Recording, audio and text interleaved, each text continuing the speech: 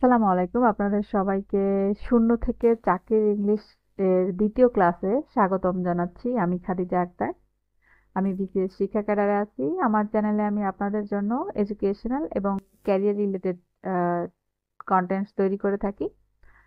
যেমনটা শিরোনাম, ঠিক তেমনি আমরা আসলে খুব জিরো লেভেল থেকে, আপনারা যারা মোটেই ইংলিশ পারেন না, অনার্স মাস্টার্স করেছেন বাট ইংলিশটা আসলে শেখা হয় নাই, বাট এখন চাকরির প্রয়োজনে শিখতে চাচ্ছেন, আমি এভাবেই ক্লাসগুলা ডিজাইন করেছি যে চাকরি বাকরি পাওয়ার জন্য আমাদের যতটুকু দরকার ঠিক ততটুকুই আমরা শিখব, তবে মুখস্থ নয়, বুঝে শিখব।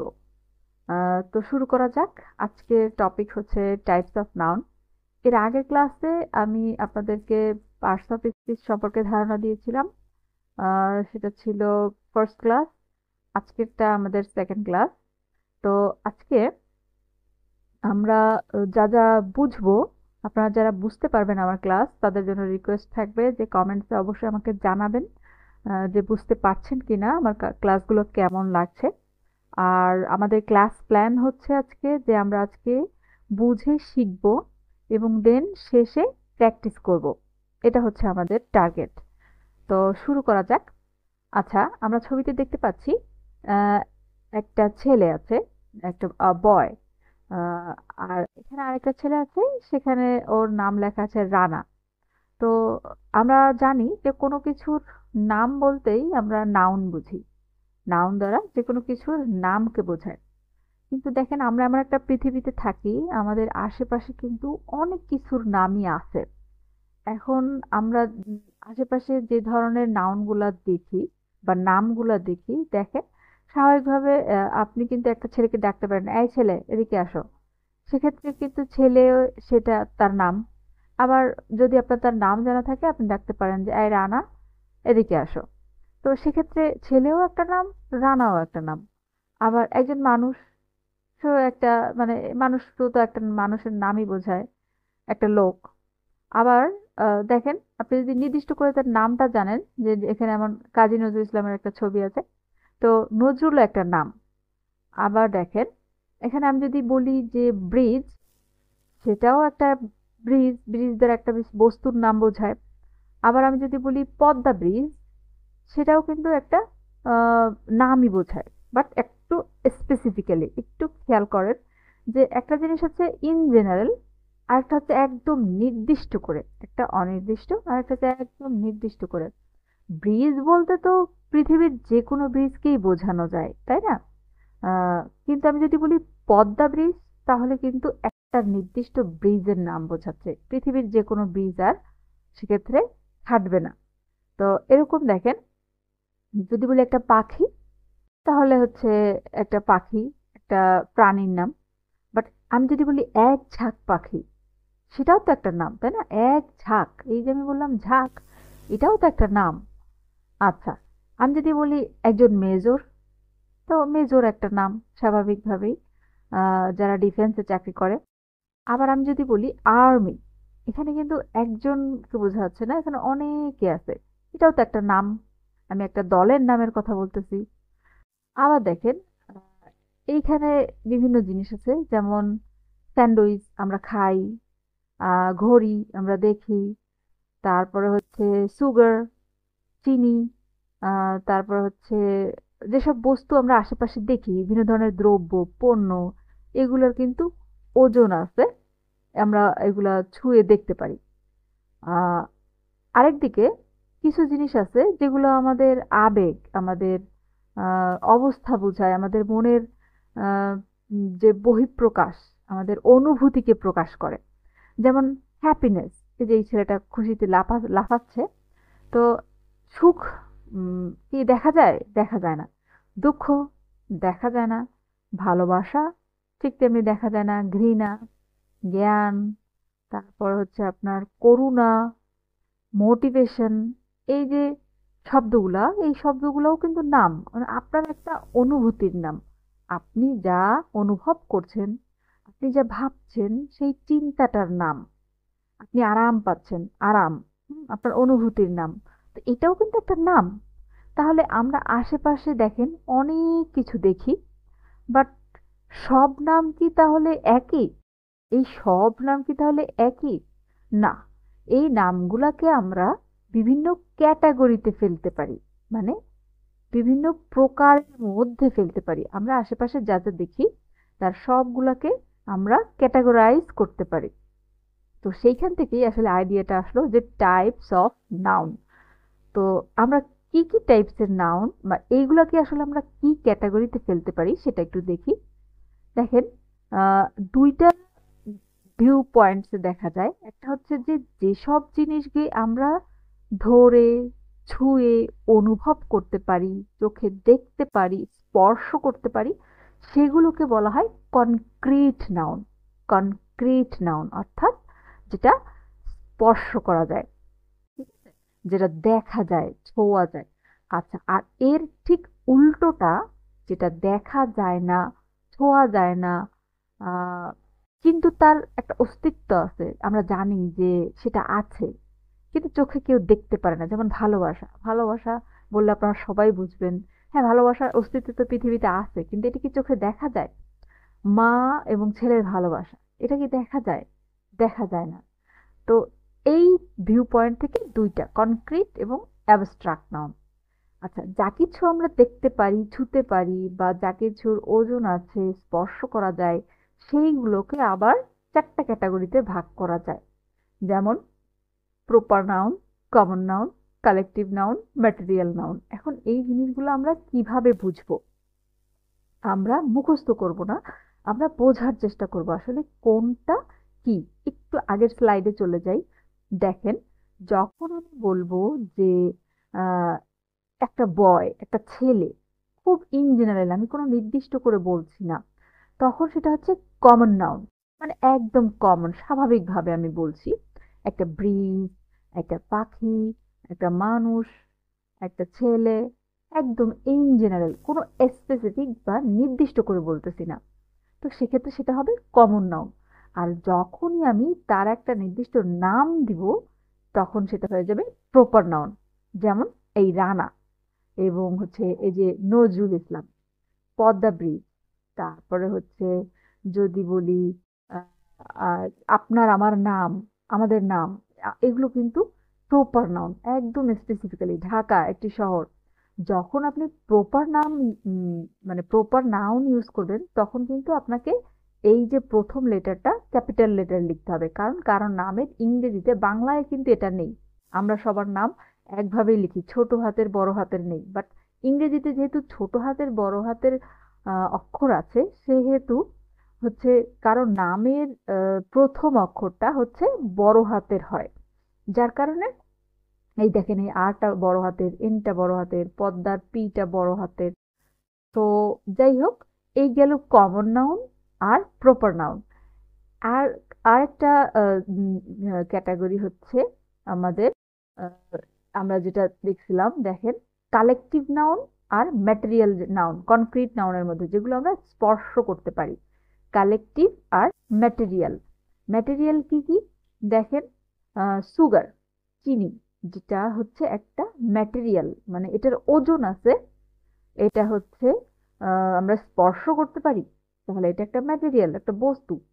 ডিম, তারপর হচ্ছে মাংস, তারপর হচ্ছে লবণ, আটা, এইগুলো যে সিমের বিচি, বিনস, এইগুলো আমরা স্পর্শ করতে পারি। তাহলে এগুলো হচ্ছে ইন কমন, এগুলো হচ্ছে ম্যাটেরিয়াল নাউন। একটা ম্যাটেরিয়াল, একটা বস্তু, দ্রব্য, পণ্য, দ্রব্য।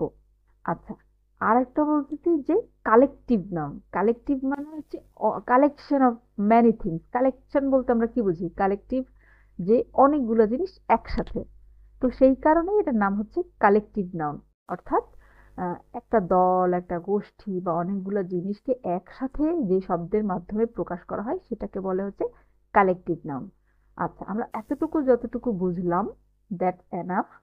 একটু সামনে আগেই আমরা আরেকটু ডিটেইলস যদি আমরা একটু দেখার চেষ্টা করি, আরো কয়েকটা উদাহরণ দিয়ে। দেখেন, প্রপার নাউন হচ্ছে যে, যেমন লন্ডন একটা শহরের নাম, জুলাই একটা মাসের নাম, মানডে সপ্তাহের একটা দিনের নাম। কমন নাউন যেগুলো ইন জেনারেল খুবই কমন, ওম্যান মহিলা, একজন মহিলা। সিটি, কোনো নির্দিষ্ট সিটি নয়। মান্থ, কোন মান্থ, কোনো নির্দিষ্ট না।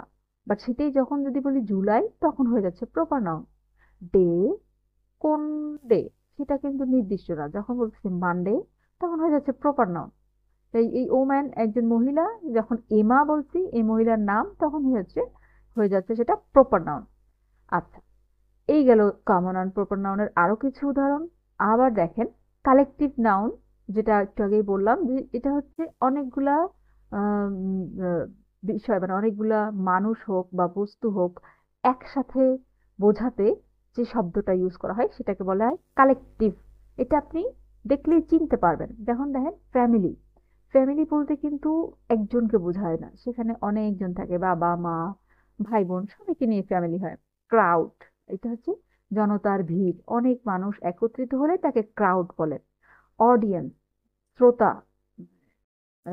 বলে না যে আহ, উম, যারা অডিয়েন্স সামনে বসে আছে, শ্রুতি মণ্ডলী। তো ঠিক আমি বাংলা শব্দটা মনে করতে পারছি না।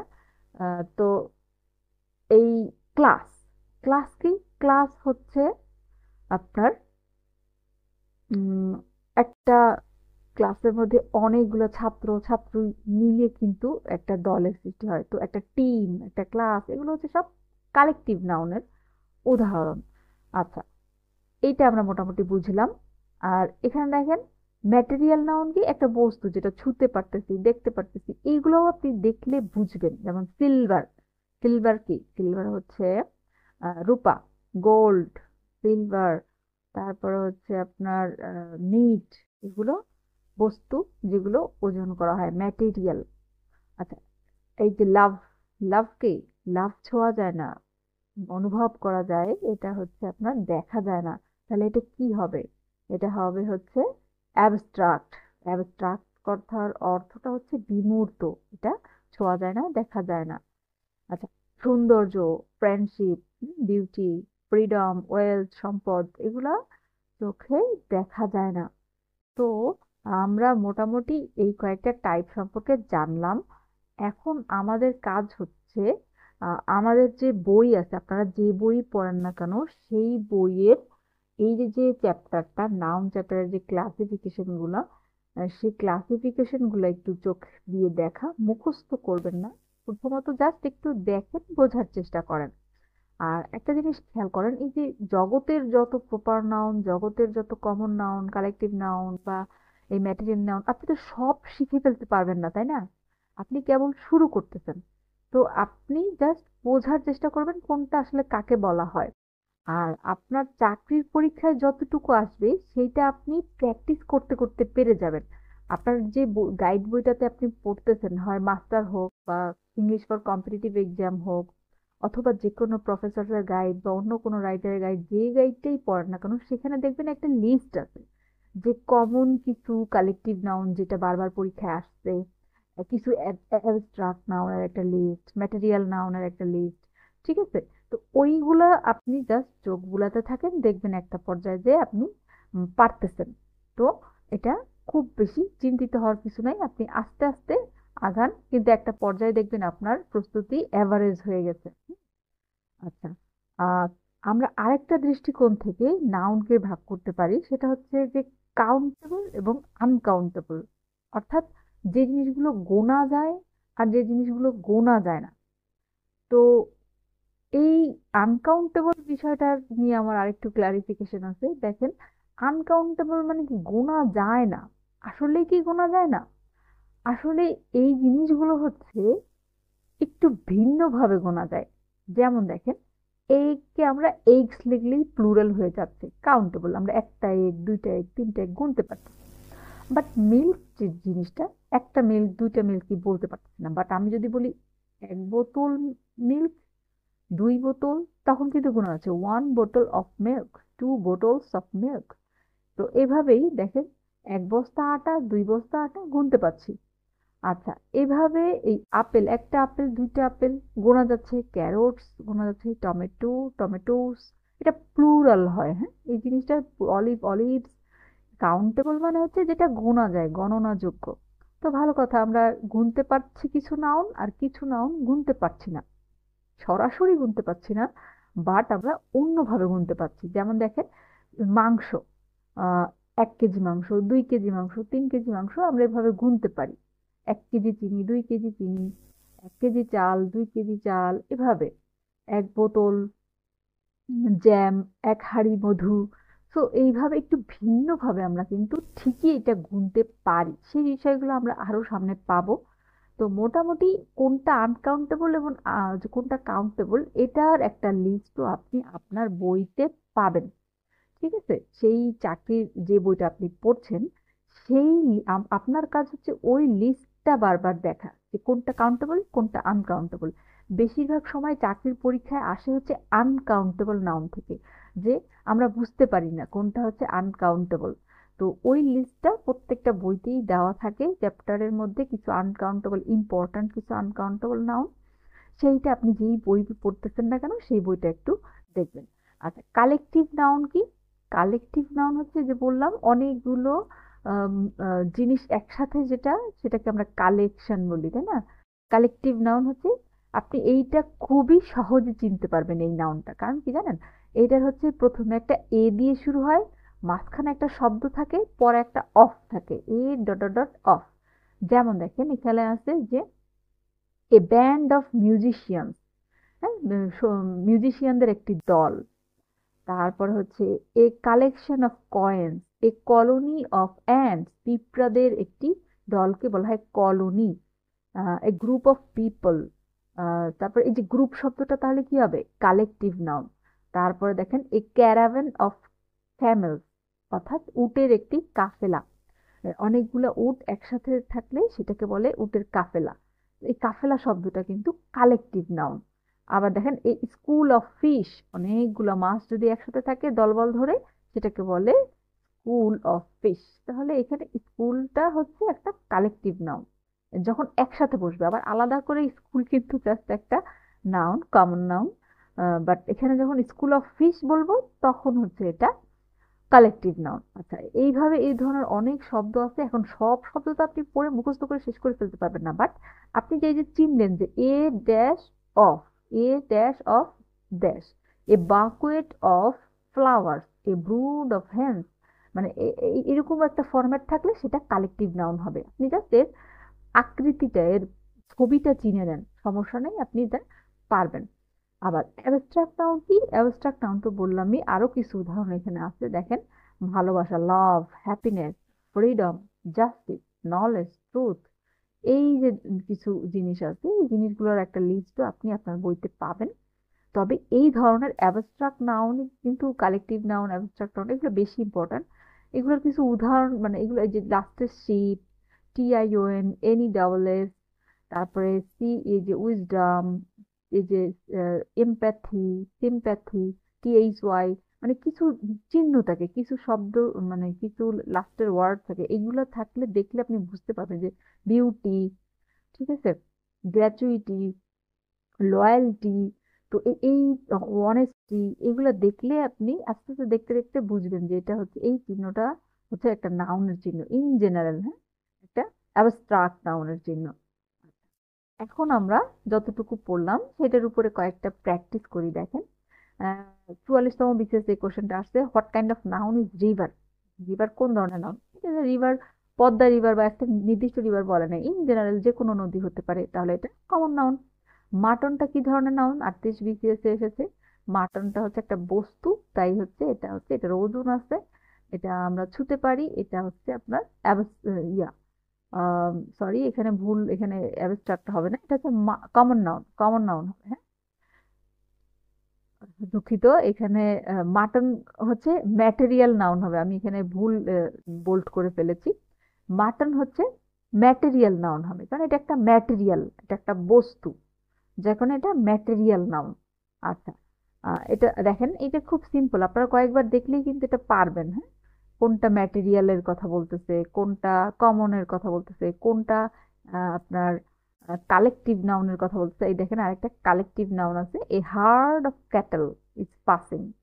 আপনি যদি ক্যাটেলের অর্থ নাও জানেন, হার্ডের অর্থ নাও জানেন, তারপরেও কিন্তু আপনি এটা বুঝতে পারবেন যে এটা হচ্ছে কালেকটিভ নাউন। কারণ কি? দেখেন, a dash of dash something, a herd of cattle. তো এই এ আর অফ দেখে আপনি বুঝতে পারবেন, করে আপনারা বুঝতে পেরেছেন। আরো কিছু ক্লাসিফিকেশন আছে নাউনের, আমরা আগামী ক্লাসে সেগুলো দেখার চেষ্টা করব। আজকের মতো এ পর্যন্তই। আমার ক্লাসগুলো ভালো লাগলে কমেন্টসে অবশ্যই আমাকে আপনার মতামত জানাবেন। ধন্যবাদ সবাইকে। আল্লাহ হাফেজ।